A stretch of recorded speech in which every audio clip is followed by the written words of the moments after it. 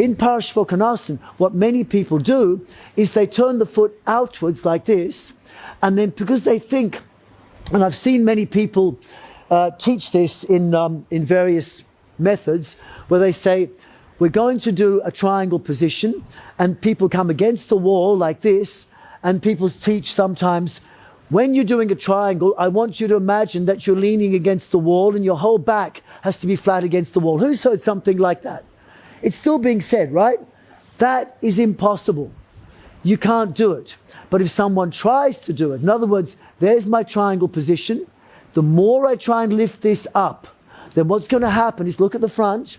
The more I lift my right hip up to touch the imaginary wall behind me, the more my left knee will turn inwards. Now you won't notice it if the leg is straight. If I lift the hip up, it looks like I'm doing nothing. But when I bend my knee, you can see my knee's going that way, my foot's going that way. That will dislocate my knee. So lifting the right hip up will cause you a problem. And the more I lift my right hip up from this position, then my back will pinch. Now this is not just in triangle, but it's the same in this posture. And the more I lift my right hip upwards, for most people, they're doing that by turning your thigh out. And if you do that, your sacroiliac joint will compress. So let's just do a simple version of many of the standing poses. I'd like you to stand up, bring your right foot forward and left foot back. And let's do what I'll call right way, right way. Not that there's a right or wrong, but just for most people, the right, what I'll call the right way, is the best way for most people, most of the time, physically, physiologically, mentally, and the wrong way is the one that hurts most people most of the time. Okay, so we go right leg forward, left leg back. Now, what I recommend is you step forward first, bend the knees, round the back out, slide or lift the left leg up, and you're turning your thigh out as you do that. Can you feel it?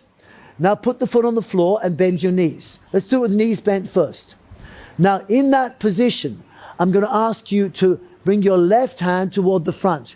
Now what happens to your left thigh? Does it turn in or out when you do that? Can you see it turns in? So I'm bringing my left hand down. That makes your left thigh turn in.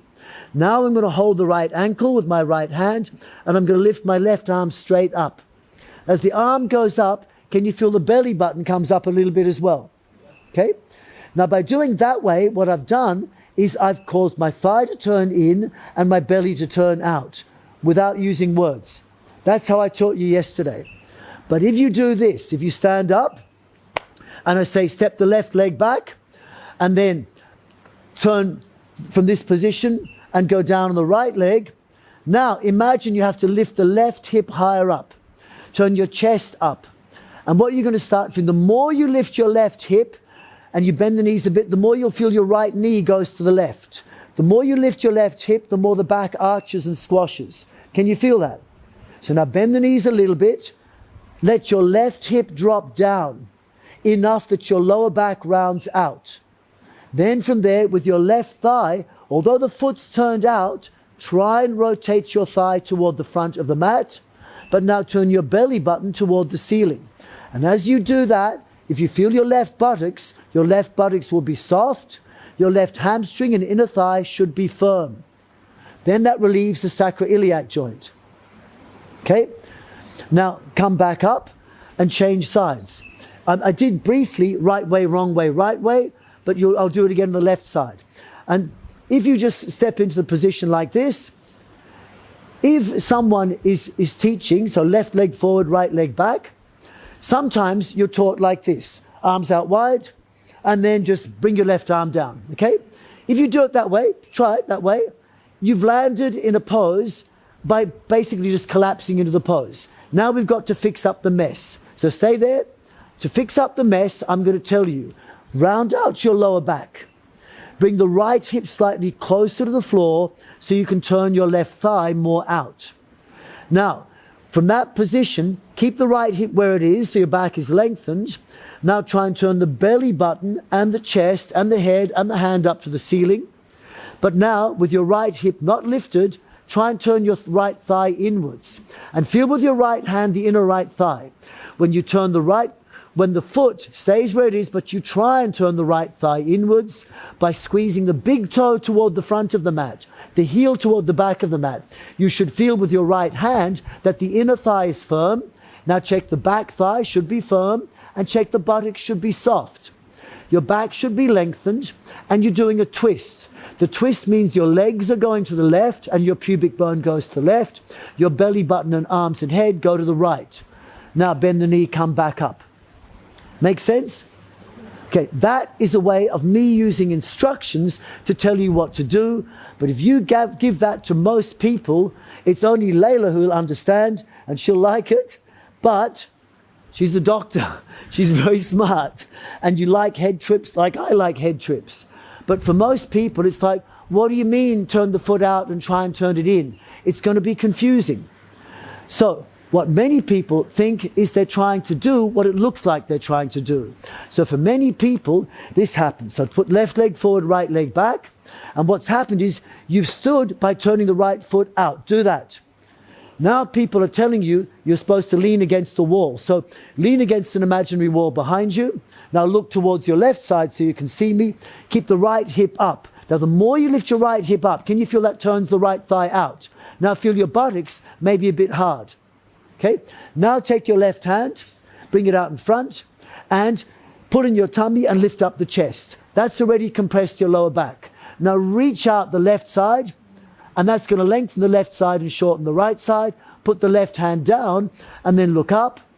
And if you continue to lift your right hip up and turn the right thigh out, you'll start to feel left knee pain, right sacroiliac joint pain, and lumbosacral joint pain. Then look down, bend the knee, pushing the foot, stand up. Some people think that pain is what you're supposed to be feeling because no pain, no gain. Unfortunately, that's the state of the world. People think that suffering is what you deserve. Okay, but what I'm doing, rather than telling you, tighten the muscles, I'm making you do those muscles. So what I got you to do before was this. So you can slide the leg back or you can lift the leg back. So what I'll get you to do first is to stand with your left foot, turn it inwards slightly. Come to the right toe tip and lean on the left leg. Now, expand the pelvic floor, lower back, upper back, round the back out, lift the shoulders. And then from there, the back is expanded. Now, I'm going to ask you to expand again, the front of the body. But as we expand, we're going to twist to the right, which means with the next click, I want pubic bone and knee going to left, belly button and arms going to right. Lift up and push knee to left, belly and arm to right. Now, that's a twist, the one you want in triangle position. Then from there, lower abdomen in, round out lower back, pushing upper back, go down. And then from there, shift the weight to the left leg, come to the toe tip. Now stay on the toe tip or lift up the leg in the air like that. Now you're in the movement that Trikonasana wants. Now come back down a moment, right knee to left. Right, that's better, like that. Then from there, in that position, slide the right leg back, just do the sliding version back. Come to your toe tip. So when you slide, you can see me. And you come to there. Now come back again. Now lift the leg and lift it back. That's harder because you can't balance as easily. So in the beginning, you're always welcome to twist belly, arm to right, pubic bone, knee to left, shift the weight to the left leg, make sure your lower back is unpinchable. Then slide the leg back or lift it back. Then from there, touch the toe tip to the floor. Now feel how your buttocks is firm. Your hamstring will be soft. Your outer thigh is firm. Your inner thigh is soft. Now from there, touch the foot to the floor. Then from there, now bring the right arm and the whole arm down like this. Now when you do that, you can copy me. As you do that, notice you're facing toward the left leg, and by the arm coming down like this, it makes your right thigh turn inwards. Can you feel that? Now hold the left ankle, and notice when I hold it, I grab the skin and I pull up. Then from there, I take the arm straight up. And as the arm goes straight up, that will turn the navel up, but not the thigh. Now you've got your right thigh turning inwards, your back lengthened, and your belly button and arm turning outwards. And that's a better way of getting in the pose. And I didn't have to say a word. You could have done this and it would have been okay. Then look down, bend the knee, push on the foot, shift the weight to the left leg to come to the right toe tip. So now all the weight's off the left leg. Now you can bend the knee and come out of the pose. Then from there, shift the weight to the left leg, come to the left toe tip, and lengthen the back of the body and the left side of the body. Now that movement will lengthen the left side. Now I want you to put your right hand on your right waist, and we're going to shorten the right side. So from there, with your back lengthened, 2 secs. I want you to keep the back lengthened, left side lengthened. Put your finger on your right waist, lift the right sitting bone up, and you'll feel the right side become firm. Can you feel that? Then stay there, or look at the floor for balance, bend your knee for balance, grip with your toes for balance, lift the right leg off the floor. Now feel from here, your right side will be firm, but check your left side. It should be totally soft. So now any tension on the left lower back can be relieved because you're releasing it musculoskeletally. Then from that, and the right side is fully firm. Okay? Then from that position, bend the knee and come back to the floor. Okay? Then from that position, check what happened. We just tightened the right side, which releases the left side. The next position we do in the sequence is Parshvakonasana.